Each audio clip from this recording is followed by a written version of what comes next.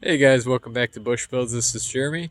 Sorry I've been gone for a little bit. If this is your first time, please like, comment, share, and subscribe. I want to apologize to you guys. I haven't been making videos recently. I've been busy trying to get this thing ready for the winter.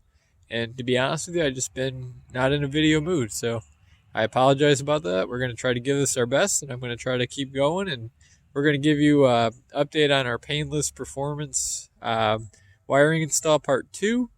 Got everything wired off the switch panel like I wanted to. If this is your first time, like I said, please like, comment, share, and subscribe. We're also on YouTube, Facebook, and Instagram, all under Busch Builds.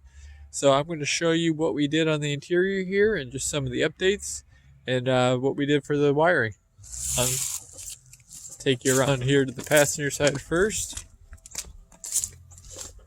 We got brand new doors on the truck, but we have the old door panels on it from my old doors. Everything does work, so the wiring harnesses were the same. Oh, I gotta turn the key on here.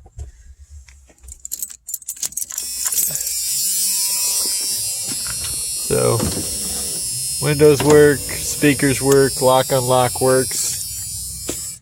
Surprised that they worked well, surprised that all the wiring was the same. We did put a 2018 or 2017 to 2020 F250 center console and a jump seat in this truck, so it will sit 6 people if you're small, I guess, or just 5 normal sized people.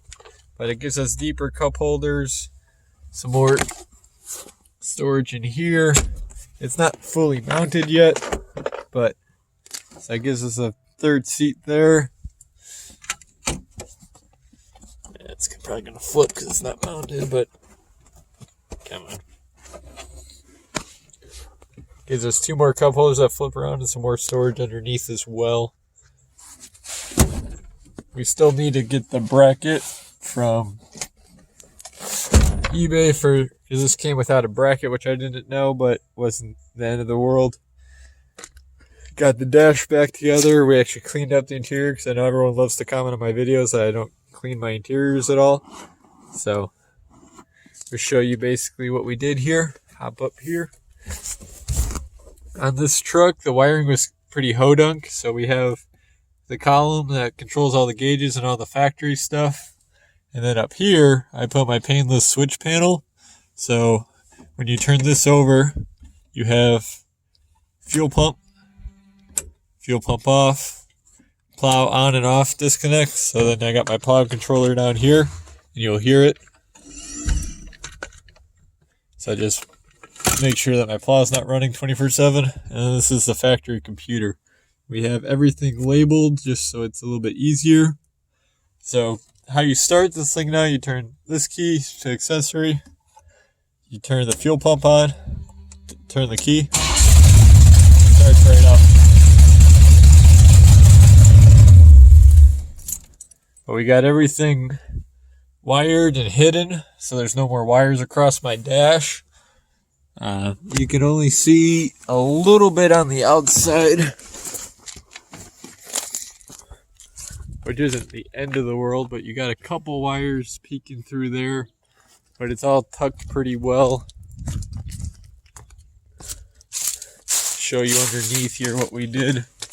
We removed my parking brake because it didn't work anyways and it wasn't needed.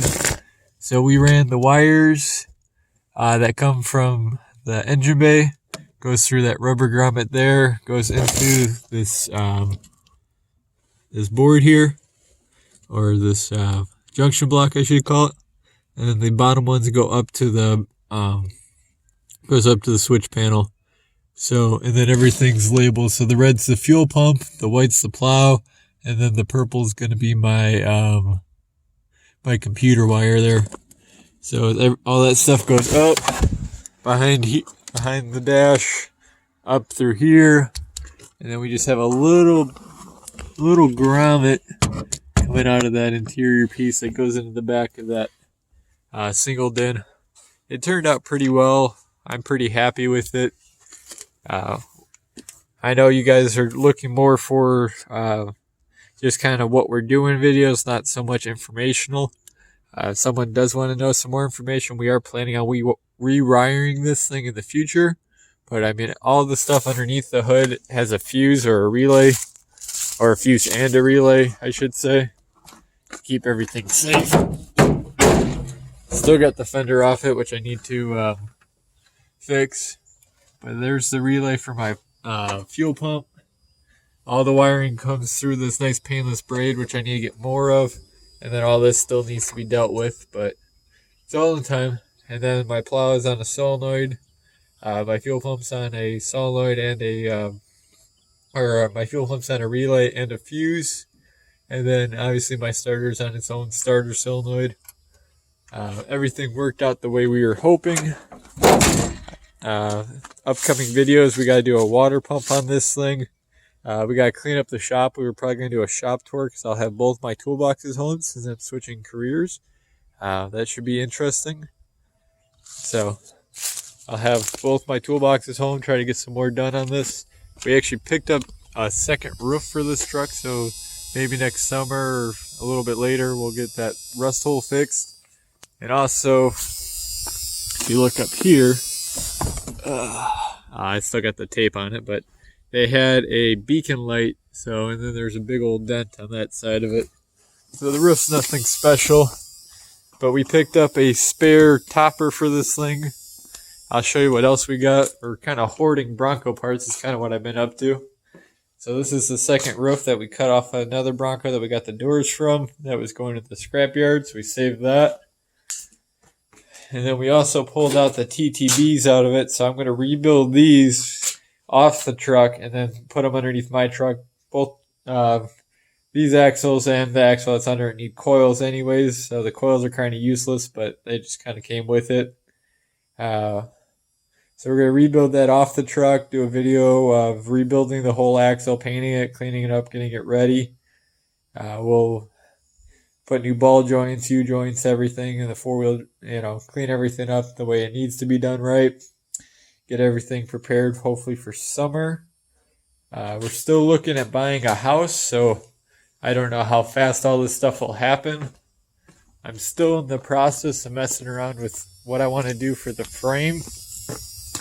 Tried a couple different undercoatings, wasn't what I wanted. The best one that I did use was that Steel It. So all this is Steel It and it's held up pretty good. I'm thinking I'm gonna do some POR rust either some Eastwood rust encapsulator on the frame, clean it all up, and then POR 15 over top of it. We got to put, when we do the water pump, the fender will go back on. Summer we're probably gonna have to do a core support. This thing's falling apart. We're gonna do core support, body mounts, and then we're going to do 2x6 or 2x8 rock sliders underneath it to stiffen up the chassis or the body on this. I appreciate all you guys for watching. I know that some of these videos can get a little drawn out. It is starting to come together. I appreciate everyone who's been following this build.